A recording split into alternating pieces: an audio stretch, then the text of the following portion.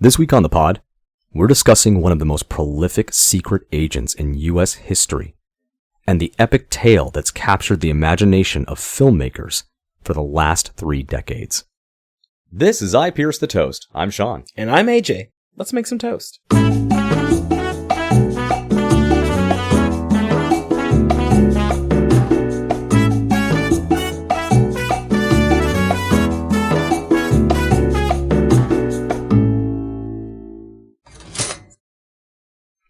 Welcome back to I Pierce the Toast.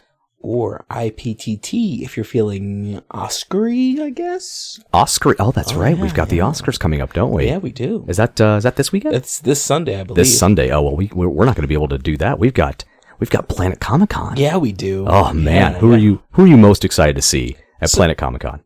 Everyone I've talked to, they probably pretty much know. I'm in for Keith David all the way. Keith David, Yeah. hell yes. I've even had to change my plans because he had some last minute schedule adjustments and he has to only be there tomorrow because we're recording on Thursday today.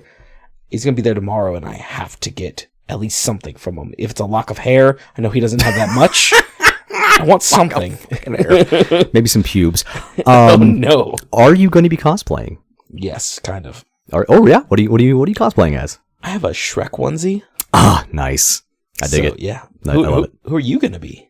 Do you remember the movie Deadpool 2? I seem to remember there is a Deadpool 2 film. Do you remember the ragtag team he assembles known as the X-Force? Yes, I do. I'm assuming you're going to be Brad Pitt's character that was invisible. You've seen me, right? Yeah. Okay, yeah. So we both know I'm not pulling off Brad Pitt. I mean, you could. I mean, yeah. I mean, if I just didn't go, sure, yeah. Then I could, they'd be like, oh, I was totally there. I was the invisible guy. No. I'm going to be a much more appropriate character. I will be playing the role of Peter. Peter. Doesn't he have another name? He does. His nom de guerre bestowed upon him by Deadpool is Sugar Bear. His nomming bear is what? Yeah, that's right. His nomming bear is... What the... Nomming bear? No. So I'm going to bring it down a bit here. Okay. And before we get into our topic of the day, we do have to, unfortunately, make this announcement. The reason why we're recording so late, and we've actually been gone for a couple weeks, we did have to say goodbye to Studio Dog Joe the Boxer. It was just time, unfortunately. He was a much older dog. He was a 13-year-old boxer, and anybody who knows boxers knows that's pretty much borrowed time, unfortunately, for a boxer. But he will be sorely missed. He was a good studio dog. He always just laid here and kind of breathed heavily and let us know when it was time to eat, which is always good because sometimes AJ and I we get caught up in work and we forget. But this episode is dedicated to Joe. Joe. He's a good boy, and we will miss him. But AJ, let's bring the pitch back up a bit. Not too much though. Not too much. So not up here, but more like down here-ish. Yeah, I think that's good. Okay. That's a good pitch. I like that. Nicely done. Good pitch. So I had an interesting topic I wanted to discuss today. What are we talking about? As you know, I recently went and saw Argylle. Yes. You told me that it was a movie. Yeah. If you've been following anything online about the film, you probably know critics have not been kind. It's been described as bland, synthetic, contrived, and my favorite by far from Hannah Strong at Little White Lies, who put it so succinctly, Argylle. Was this a actual Yelp review from your Facebook page? It was not. No. Okay. This was actually okay. No.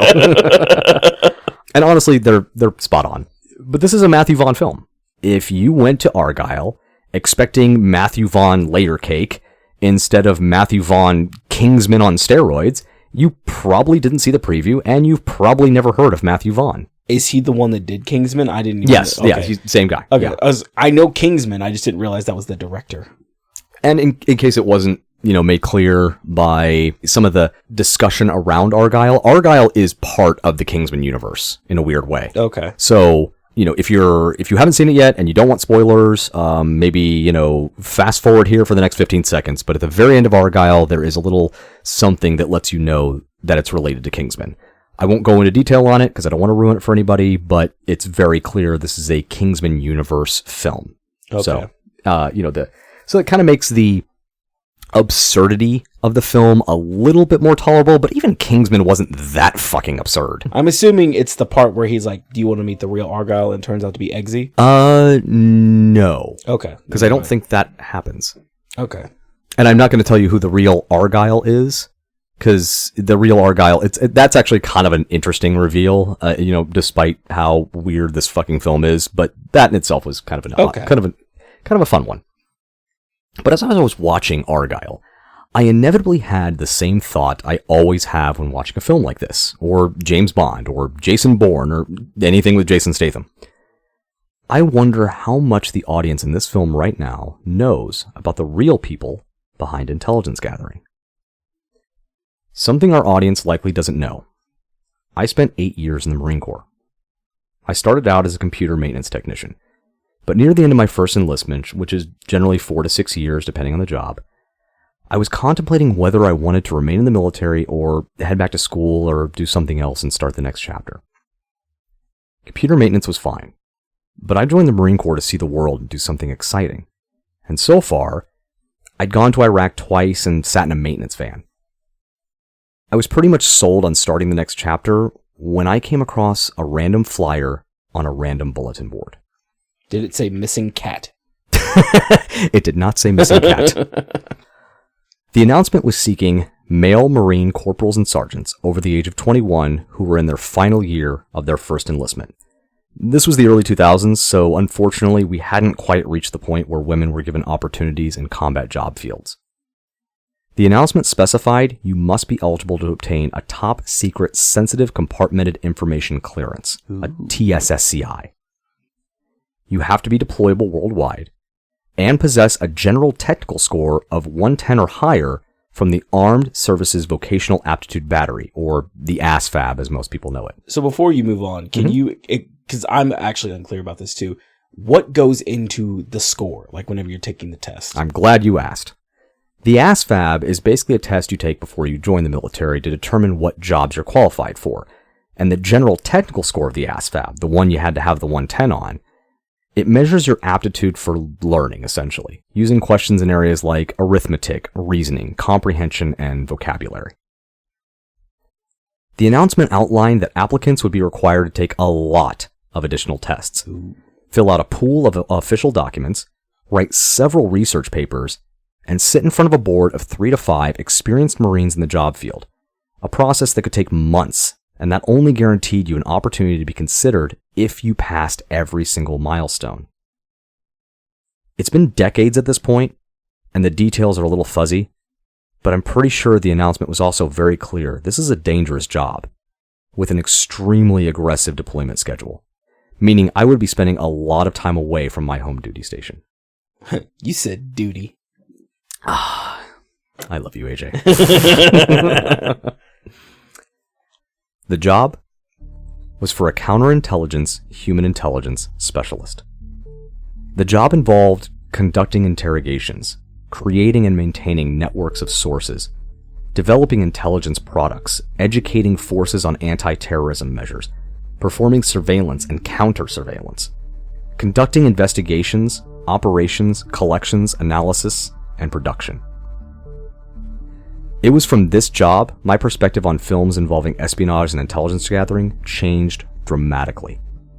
While films like True Lies with Arnold Schwarzenegger or Mission Impossible with Tom Cruise were exciting and packed with action, the real experience was closer to films like Tinker Tailor Soldier Spy or Bridge of Lies. So today, I want to tell you a story. A story that's captured the imagination of filmmakers for decades and spawned countless films, shows, and miniseries. A story that starts with a man named Jesus. No, not that one. Mr. Rogers? Not that one either. Well, I thought that he was a spy. Mr. Rogers wasn't a spy. That's what the internet says. No, the internet said that Mr. Rogers was a sniper that only wore sweaters to cover up all of his tattoos. Oh. None of which is true. Okay. Mr. Rogers he was just a minister. That's what he was. Okay. He was a Mr. Rogers, a Mr. Minister. Yeah. That's what he was. Mr. Mister. Yeah. No, his like I always loved those stories because those obviously were always being passed around in the military, but no, unfortunately none of that's true. The year was 1943. Ooh, sexy. What? A 26-year-old Yale graduate and Harvard Law attendee signed up to join the American Armed Forces and join the war effort. Whether it was due to his father's connections, an aptitude for the trade, or a combination of the two, James Jesus Angleton was quickly assigned to the Office of Strategic Services, or OSS for short. The mission of the OSS was to coordinate espionage activities behind enemy lines as an agency of the Joint Chiefs of Staff during World War II. James was initially positioned as head of the Italian branch of the OSS, but it didn't take long before he was chief of the Italy X2 desk, a counter-espionage initiative. By the end of the war, he was head of X2 for all of Italy. James Thornton Harris says of Angleton, he built a reputation as a genius who could interpret enemy strategies and discern the true loyalties of individuals. So no one questioned this man whose middle name is Jesus. I think that actually gave him more cred. I would, maybe if you're down with, his, it wouldn't be JC, it'd be JE, because, it's right. JJE. And also, I mean, like, let's say he meets with a source and then he comes back again, they could be like, I see, Jesus has returned. There you go. No, that's true. See? That's true. Mm-hmm. It's also, a little bit less believable if someone says that Jesus told me this. That's true. Yeah. So now they get plausible deniability. See, look at that. Look at you thinking like a spy. Though the war ended in 1945, James chose to remain in the army and continue intelligence operations in Italy, including playing a major role in the 1948 Italian general election. Meanwhile, back in Washington, a bitter fight was underway. It was immediately clear with the cessation of war hostilities that a new ideological threat had emerged in the United States' wartime ally, the Soviet Union. The OSS was a wartime entity, but its mission of intelligence collection and analysis needed to continue. The Federal Bureau of Investigation insisted America's intelligence mission should belong to the FBI. But former OSS assets suggested the missions of criminal investigation and espionage should be kept separate. Congress and President Harry Truman agreed with the former OSS agents, and in July 1947 signed into law the National Security Act, which created the infamous Central Intelligence Agency. Ooh, the CIA. The CIA. Yeah. Ooh. Yeah, Spooky. IPTT. IPTT. I'm just saying for everyone that's been following a little bit, it rolls off the tongue when you just have a couple of letters instead of saying Central Intelligence Agency, CIA. I pierce the toast. IPTT. It goes hand in hand, really. I'm just saying. I love how you're using this to make your fucking case. We can bring it right back. Angleton was a no-brainer as a founding officer of the newly formed agency. And by 1954, Allen Dulles, the one the airport's named after, the first civilian director of the CIA, named him Chief of Counterintelligence, a position Angleton would hold until 1974. However, something happened in those years between the initial founding of the CIA in 1947 and 1954. Something that impacted Angleton and shaped our nation for decades. But before we can explore that time frame, we have to go back to 1944. Ooh. Sexy. No, it's sexier because it's now 44. 4 years later. Yeah. So it's 1 year, 43, and then 44. Oh, I thought you said 4D. Sorry. No, 1943. Less sexy at that point. But I'm sorry. I'm sorry I brought down the sexy of the 1940s. I thought the pinstripes did that on its own. After already having served with the OSS in Italy, Angleton was sent to London for additional training in counterintelligence. There he met Chief of Intelligence Operations for MI6 in Spain, Kim Philby. In the course of Angleton's instruction by Philby in the black arts of counterespionage, the two formed a tight bond, one that would continue with visits from Philby in Rome after Angleton returned to Italy. So was Kim female? No, Kim was male. Okay, then never mind. This is less sexy than I thought. Yeah, it is. I mean, there were rumors about Kim Philby and Guy Burgess having, you know... Yeah, Kim, do you remember Doctor Who? Yeah. Do you remember Captain Jack Harness? Oh.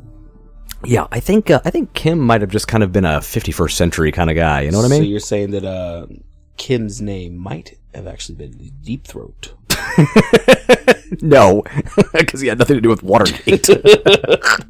Hey, Watergate salad apparently is very good. Following the war, Philby, suggested by some to be in line to head MI6, was stationed at the MI6 office in Washington, D.C. in 1949, where Philby and Angleton resumed their close friendship and often exchanged information and intelligence strategies. It was around this time we also saw the rise of McCarthyism, a political fear campaign against suspected Soviet and communist sympathizers spearheaded by Senator Joseph McCarthy at the time. Most will remember from their history books the Red Scare. Ooh, Red Scare.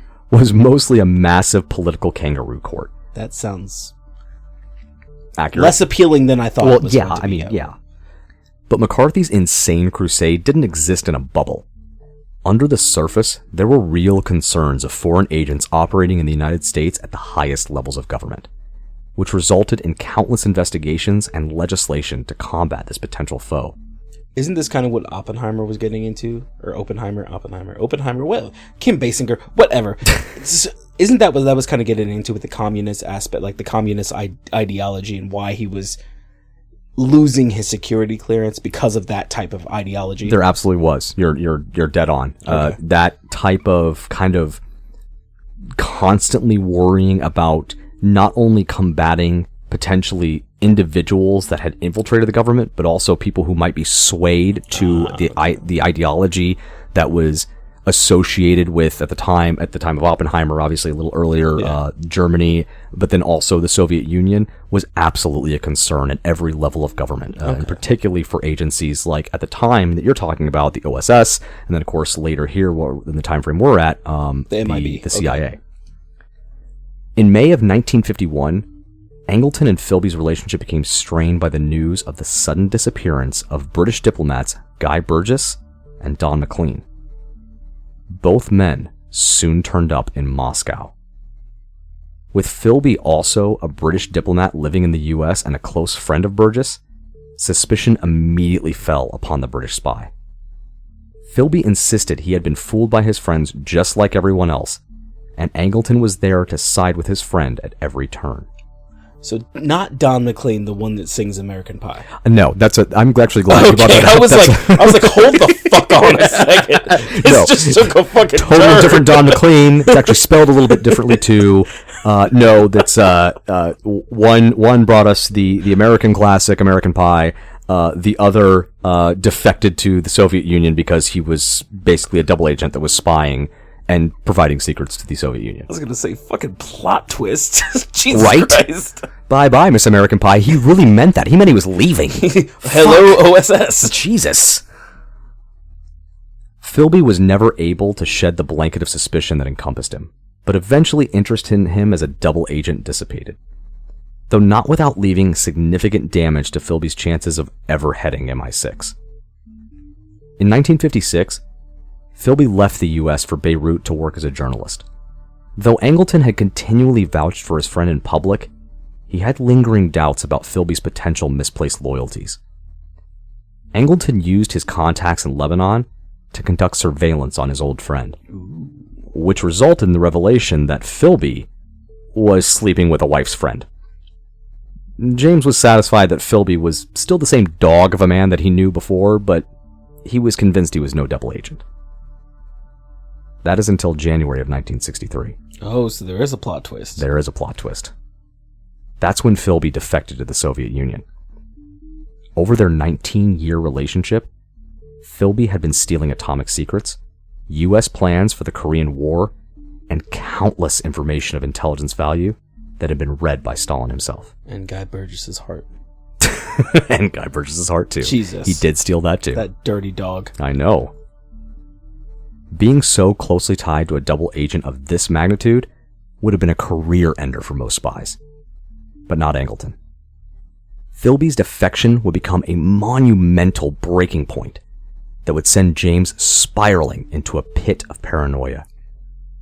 In his remaining time with the CIA, Angleton became obsessed with the notion of Soviet infiltration of the agency, particularly with uncovering the identity of codename Sasha, a suspected Soviet mole revealed to Angleton by former KGB agent and defector Anatoly Golitsyn.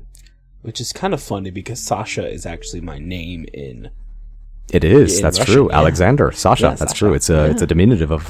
Меня зовут Sasha. Da. Yeah. Очень хорошо. That's right. We speak Ruski on this fucking podcast. Are we defectors? Under Angleton's behest, 40 employees were investigated. 14 were considered serious suspect of espionage, and 3 had to be compensated under the CIA's Mole Relief Act.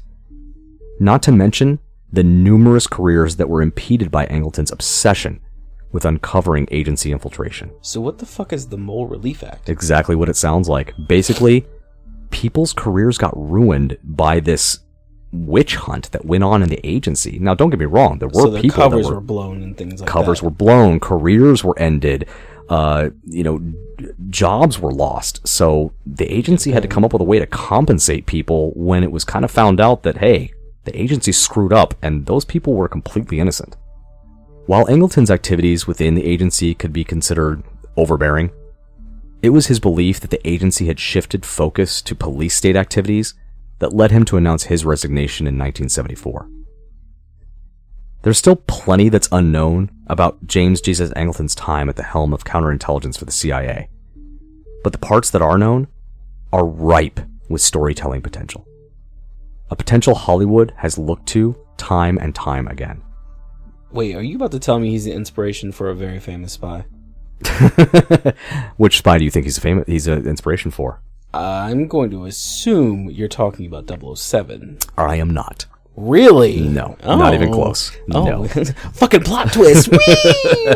As far as I know, I've seen arguments for certain inspirations of who James Bond is molded after, as well as stories for James Bond, but no, James Jesus Angleton, unfortunately, was never a inspiration for the infamous 007. Damn it, because I was going to say JEJB. James. I see how you got there. yeah. Yeah. No, not this time.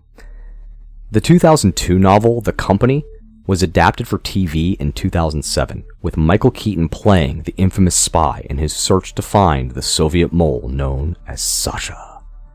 Spoiler alert, unlike real life, where Sasha is both questioned on existence and identity, The Company provides a much more satisfying answer to the question of Sasha's true persona. In 2003, the BBC produced a show called Cambridge Spies, which follows the Cambridge years of the infamous Cambridge Five, of which Philby was a member of. The Cambridge Five included Guy Burgess, Anthony Blunt, Don McLean, and, of course, Kim Philby. And there's a fifth one, but I didn't write it down because I didn't. Philby is played by Toby Stevens, who also played Bond villain Gustav Graves in 2002's Die Another Day. Apparently he just has that face that screams enemy of the state. I don't know.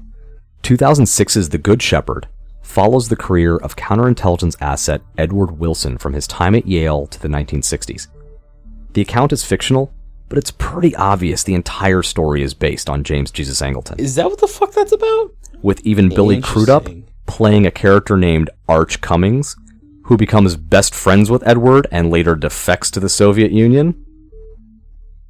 The Good Shepherd has an all-star cast, with Matt Damon in the lead role, Robert De Niro producing, directing, and performing in the film, alongside Angelina Jolie, Alec Baldwin, William Hurt, Eddie Redmayne, John Turturro, Lee Pace, Michael Gambon, and a slew of others, including a small cameo by Joe Pesci. So, I'm just looking back on this, because that movie won awards, did it not? Nothing too major. It was nominated at the 79th Academy Awards for Best Art Direction, and it did win the Silver Bear of the Berlin International Film Festival for Outstanding Artistic Contribution, but nothing really in the realm of like the actual filmmaking itself, mostly just kind of the art of the film. I remember watching the movie and just thinking to myself, oh, this this is pretty intense. It's a nice little spy thriller. I guess I just remember it doing a lot better than it did. But looking back now, after listening to what you're saying, there's so many pieces that fall into place in that movie. It's crazy, right? And I agree. I remember watching the film and thinking, God, how is this not a bigger deal? How is it not, Tinker Tailor Soldier Spy, which I know was nominated for quite a bit. But I don't know. Maybe it was, too early in Matt Damon's career, or I know, and with Robert De Niro at the helm, I mean, I can't believe it didn't win more, but you're absolutely right. But as far as what it really did portray, it's and it's fine that they took the liberty of, changing names, and obviously some details were changed, but it's pretty damn obvious who they were going for here. Even the way that Matt Damon dressed in the film, if you ever look at a picture of James Jesus Angleton, it's very clear what he was going for. Okay. So now, looking back on the time frame of when James Jingleheimer Smith. I'm leaving that in. Fuck you. JJE is what I'm going to call him now. I don't want to fucking say JJE. I love it. JJE. Looking at the time frame, would he have been a part of? I'm not going to say the mole hunt with the Imitation Game. Oh, I mean, because he would have been working kind of hand in hand with that intelligence agency. It's possible. I didn't come across anything in, the books that I read or the resources that I used that explicitly said that he was involved with kind of the aftermath of that. But he would have been in London sometime around 43, somewhere between 43 and 44 for the training that he went through for, kind of becoming a counterintelligence agent, because that was kind of a burgeoning field of intelligence at the time. So it's possible that maybe his training might have included something of that, but I don't know. I don't really know the full time frames of the Imitation Game to really be able to make an intelligent assessment there. I'm just thinking of just every single movie now that I've seen that takes place in that time period where they're trying to basically figure out who's a communist at that point. And I'm just like, oh, well, Imitation Game, that was one of them for sure. Absolutely. More recently, in 2022, MGM Plus released a series called A Spy Among Friends about the discovery and defection of Kim Philby. Guy Pearce takes on the role of Philby with Damian Lewis as Nicholas Elliott, and Stephen Coogan takes on the role of Angleton. Ooh. And just last year, HBO released a satirical political drama miniseries called White House Plumbers, starring Woody Harrelson and one of our favorites, Kiernan Shipka, where Angleton is played by David Pasquesi. I'm gonna butcher this poor guy's name. David Pasquesi, I think is how it's pronounced. It's Pasquesi. Pasquesi. Is he like a main character, or is he just no? I don't think so. He's just like a parody of himself. Yeah. Well, the whole film is supposed to be kind of satirical, or the whole show is apparently satirical. I haven't had a chance to watch it yet because this is like brand new. Yeah, I have too. At first, I was like, man, why didn't they make more of this show? I was like, oh, because it came out last fucking year. That's why, because they haven't had a chance yet. These are all, of course, fictional to semi-fictional accounts of the exploits of James Jesus Angleton or Kim Philby. The number of documentaries about James, Kim, and the infamous Sasha, and the entire drama surrounding this tale of spies are far too many to name.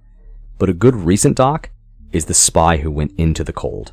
Kind of like that, yeah? Are you familiar with the term, coming out of the cold? I know that whenever that happens, I have to cover my nips. Yes, but the term coming in from the cold, Russia is the cold. So the idea is that you're defecting from the Soviet Union to America because you're coming in from the cold. Well, I mean, it does look very cold there, I just have to say. It is. That's my understanding. I've seen Anastasia. It's always fucking gloomy in St. Petersburg. Okay. And that's animated. That's how bad it is. Even in the animation, they were like, no, bring it down a bit. This also doesn't touch on the small tributes to James Angleton, like in the show Granite Flats, where Carrie Elways plays Hugh Ashmead, a tribute to Angleton's cover name. But while the epic tale of the real-life counterintelligence super agent James Jesus Angleton is the stuff of legend for an old military intelligence asset like me, his exploits just don't compare to the martial arts badassery of James Bourne, the high-flying stunts of Ethan Hunt, or the smooth, sexy, kill license carrying suave of James Bond. Because at the end of the day, the business of intelligence is pretty boring. Sure, there are moments of excitement and the occasional need for extreme measures. But in reality, what makes the Hollywood over-exaggeration of spycraft appear so exciting is focusing on situations where things have gone monumentally wrong. In real tradecraft, hours are spent planning, analyzing, and outlining every facet of an operation to avoid the kinds of scenarios that make for good TV. Even the most fascinating aspect of James Angleton's career came about because something had gone terribly wrong. The greatest exploits of James Jesus Angleton are blissfully boring because they went off without a hitch. What if I told you that I have been playing the long con this entire time that I've known you, and I am actually a defector to Paraguay because it is the coolest sounding country in the world? I would say that, or Chad, when you're trying to identify a person to exploit for intelligence information, the things you look for are placement and access. Their placement within whatever institute or agency that you're wanting to potentially get information on, and the amount of access they have within that placement. Since I have neither of those fucking things anymore, I would say you are the worst fucking spy ever. Here's the thing. I know that you are very white. And I know that you have access to the Chick-fil-A. So, the closer I get to you, the closer I get to Chick-fil-A, and the faster I can take them down. You will never get the ingredients to the secret sauce.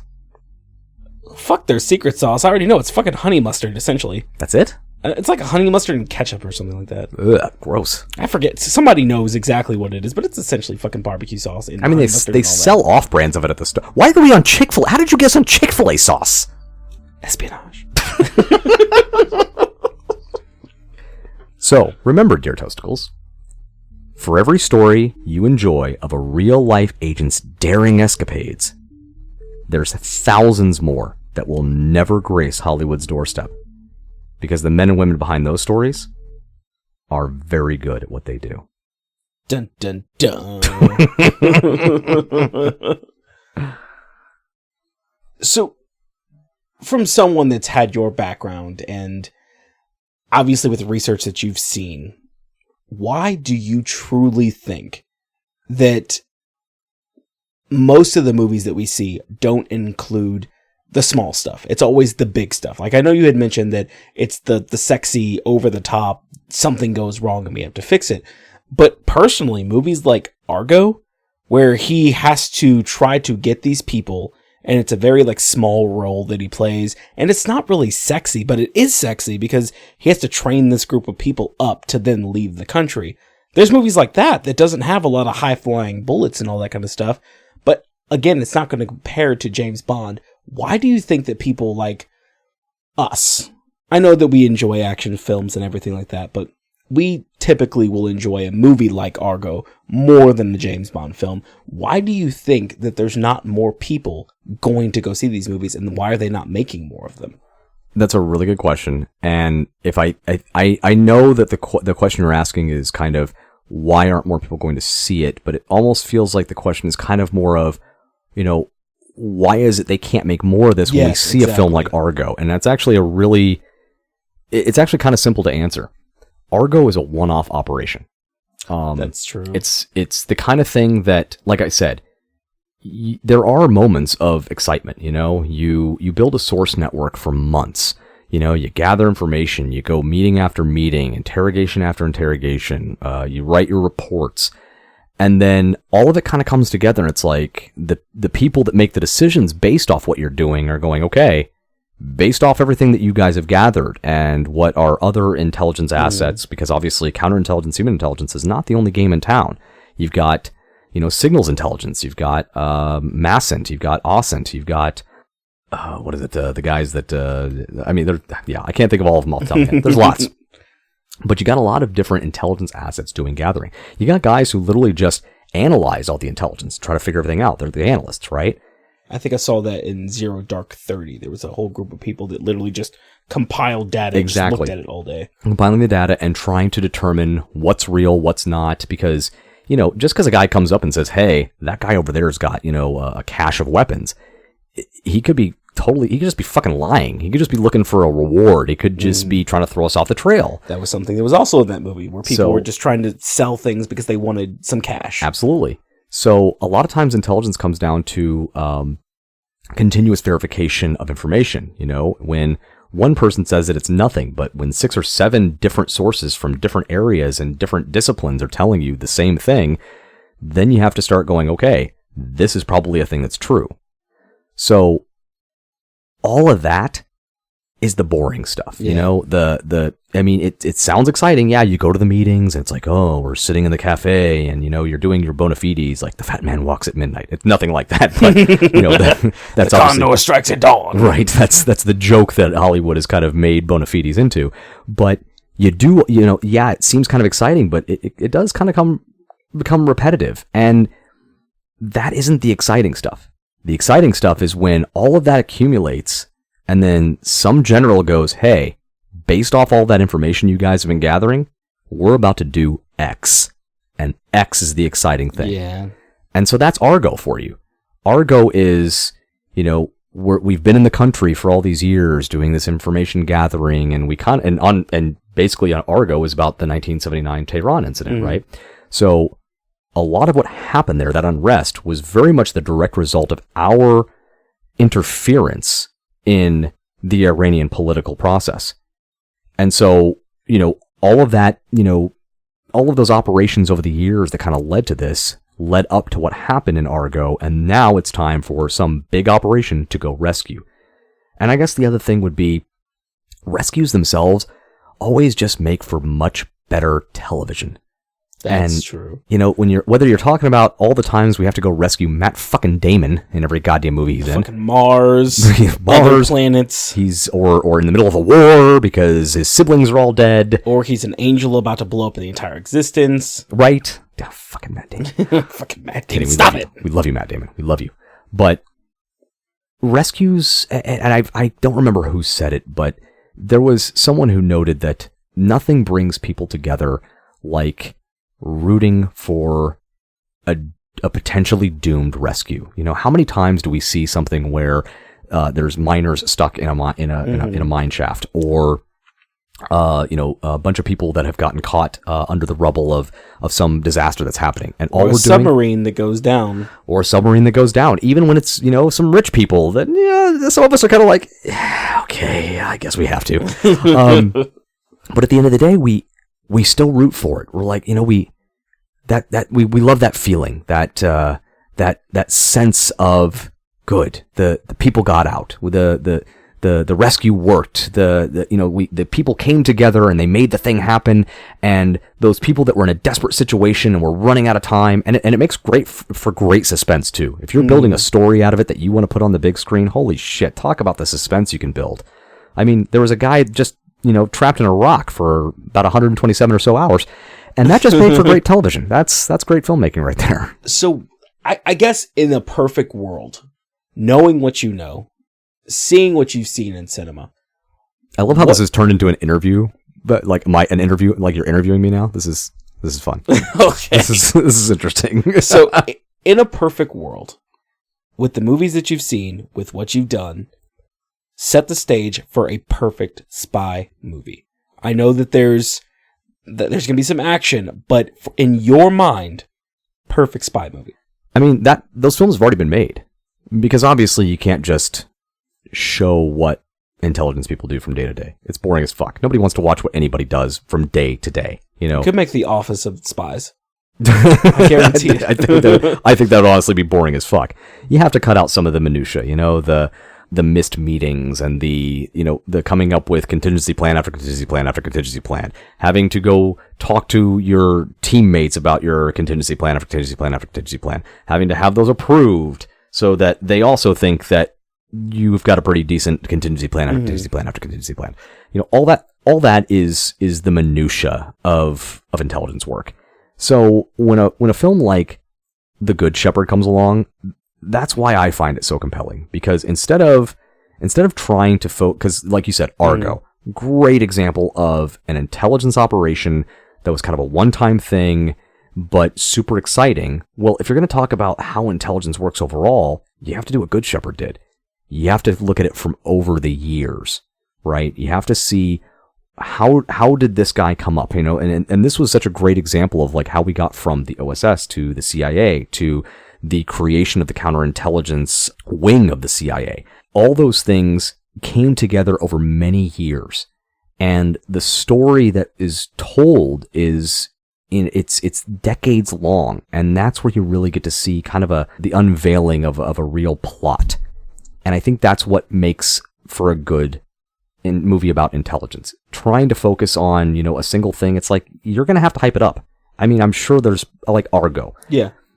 I'm sure there are plenty of times in Argo where they were inflating the suspense for us of moments that probably weren't really that suspenseful, And it was because, and I'm sure for the people involved, it was super suspenseful. And that's what I liked about that, is that they did put you in the shoes of those people. Right.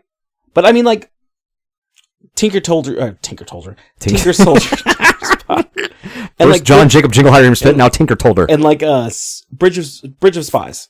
That movies like that, they are pretty dynamic. There's not a whole lot of like explosions or anything like that, but those movies do really, really well. So what you're saying is that you don't need to have a movie like James Bond where it's so over the top. You can do it as long as you create the narrative of this is what it's like to be in the intelligence realm. I don't want to seem like I'm coming off to say like we shouldn't have movies like James Bond. I'm just saying that like in a perfect world for your brand of movie, that's what you would prefer. Something where you see what it's like to be in that intelligence realm, but you're building a narrative of like, why are they trying to get to their end result? Like, what is the conflict and how are they getting there? How are they solving that?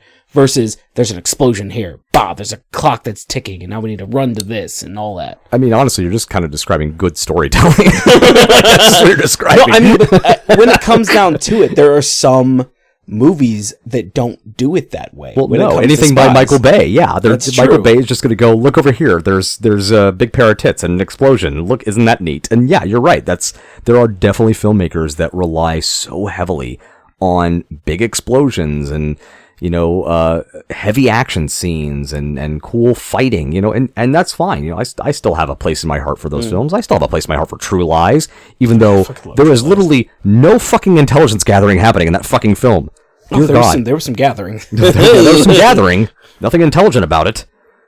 So, at one point he's tangoing with Tia Carrera, and there's really no intelligence gathering going on there. And then he goes back and he sees her later at her job. And I thought he had something where like they were hacking into the system while he was doing all of that. Oh yeah, exactly. So so all he's there to do is just plant a thing. Why the fuck is he doing like tangos and all this other shit?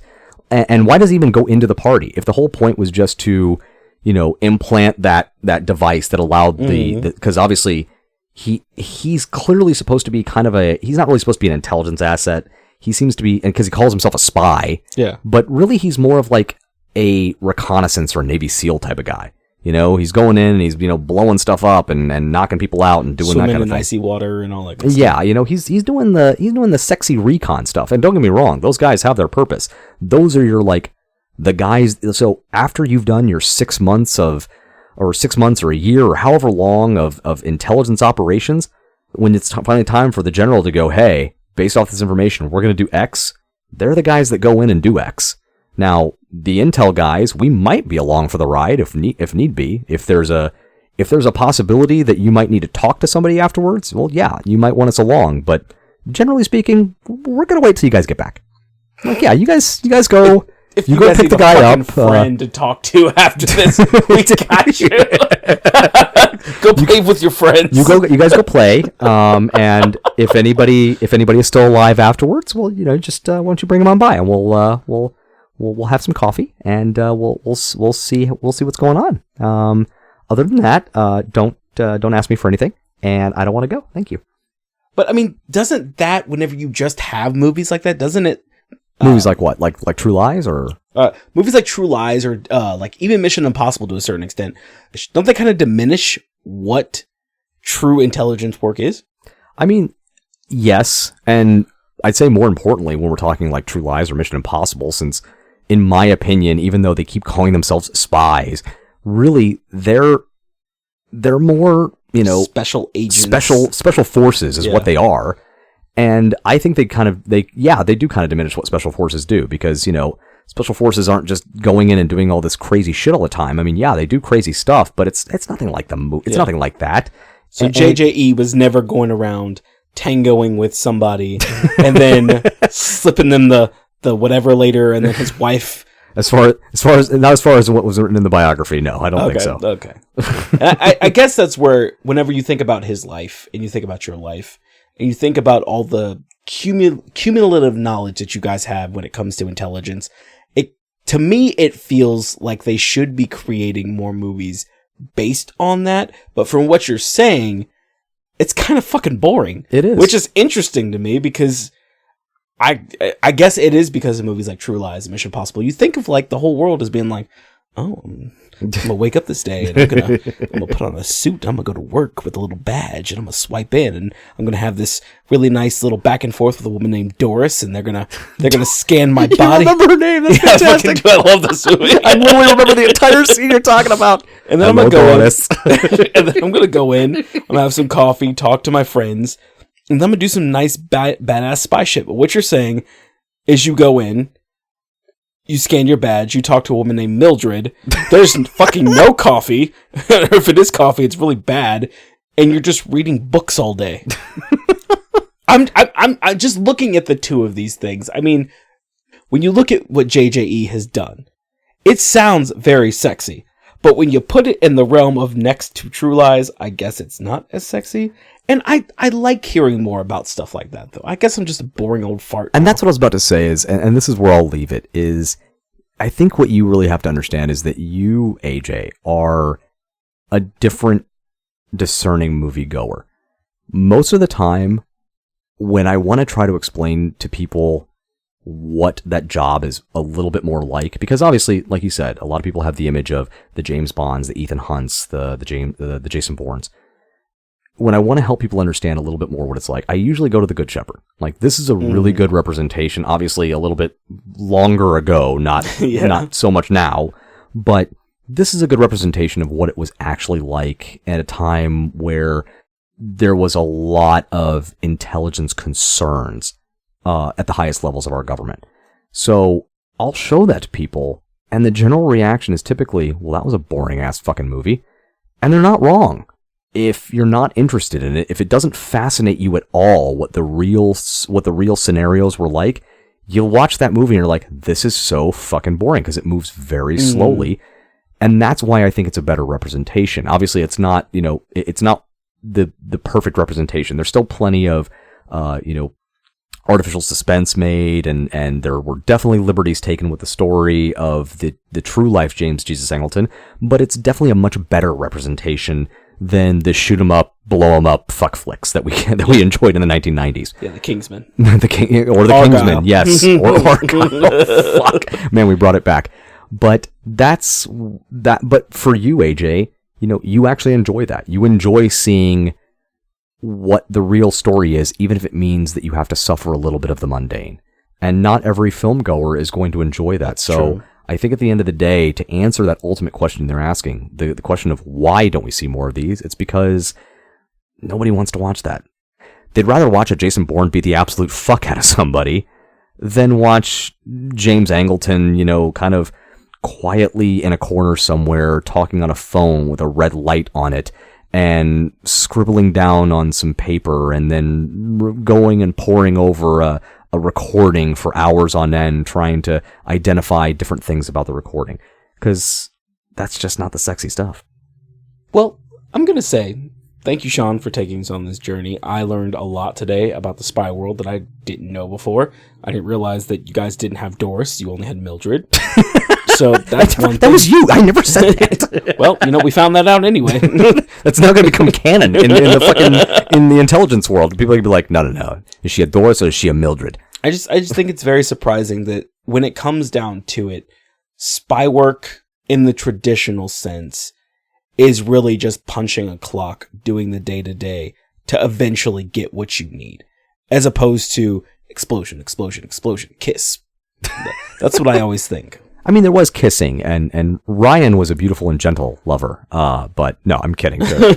Ryan, if you ever actually listen to this, I am kidding, buddy. I do love you.